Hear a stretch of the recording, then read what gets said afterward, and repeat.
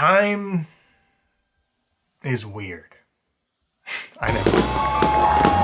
Groundbreaking. It's groundbreaking stuff, folks. There was a video that I was working on that I actually ended up scrapping that was all about presents. So this video that will never see the light of day was all about this one time that I was in line at Disneyland and I was anticipating when I would be coming home from the amusement park.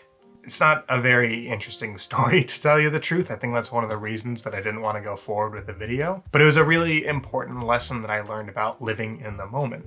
Essentially, I was thinking about the end of the day so much that I wasn't able to actually enjoy the day itself. I still think about this moment a lot. It's weird because it still feels like I was just there. It feels like I was just yesterday or even like earlier this morning waiting in line to get into the amusement park.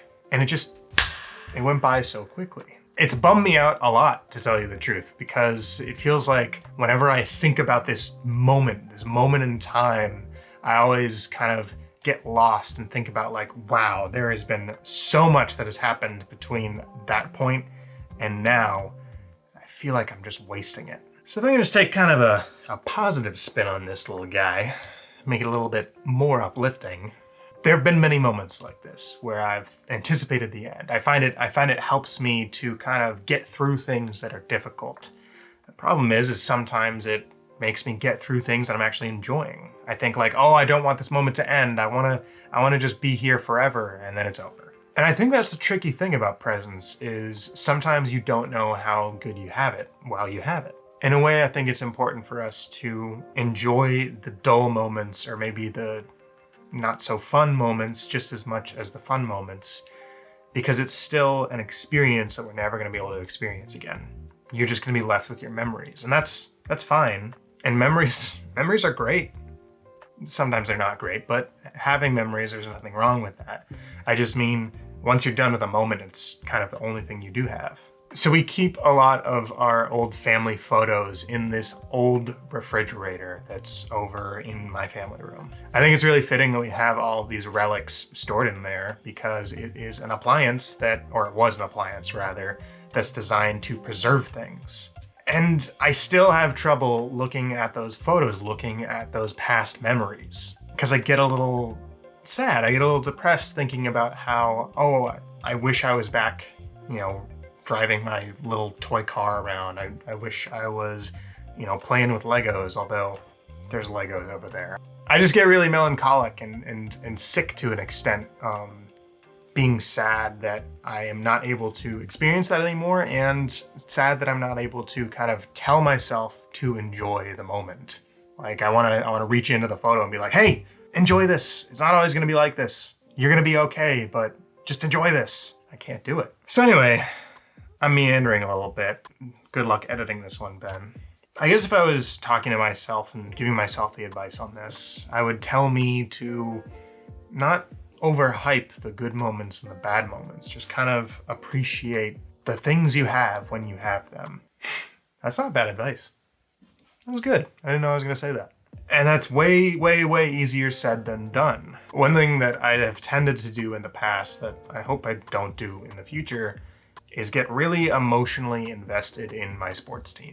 Especially now, it's really easy to escape and kind of get interested in this thing that kind of feels like normal, even though it's not normal, but it reminds you of normalcy. I've been fortunate enough to be able to have an escape like that. And historically, when my team has lost, it's felt really, really crappy. I've gotten very self-destructive and put myself into a very dark place when that thing happens. And I've had the realization lately, especially because right now, the sports teams that I follow are not necessarily losing, or they haven't lost yet.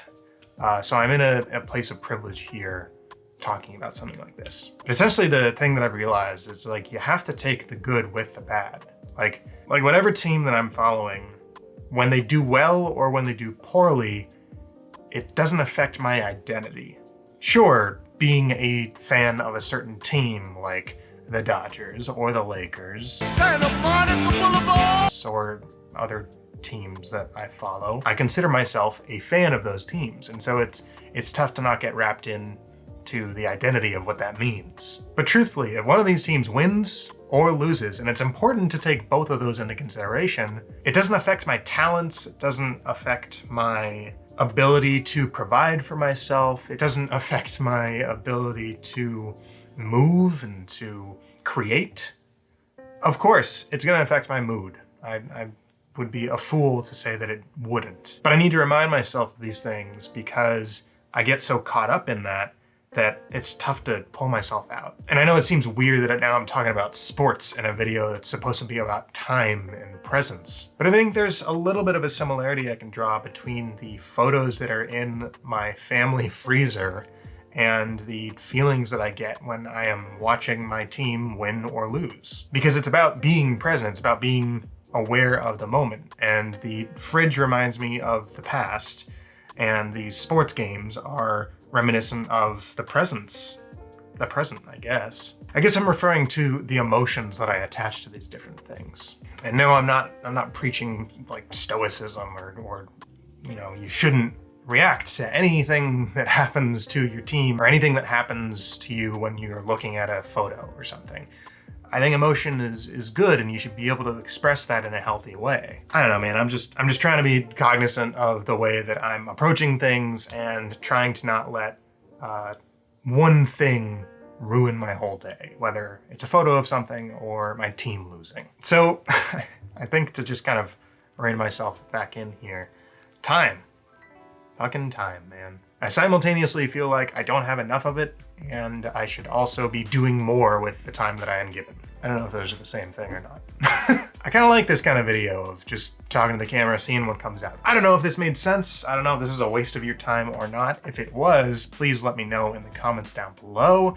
At this point, there should be a new video on my Patreon, which if you're not familiar with, you should check it out. There's some videos that I put up there where I go over an old video. Sometimes they're super cringy, sometimes they're a little innocent or whatever, and I critique them, I talk about what I would do differently. As far as what you can expect from me in the future on this channel, I'm still working on that. I'm trying to figure out which direction I want to go. There's a specific topic that I've wanted to talk about for a long time, but I feel like I haven't been able to give it justice.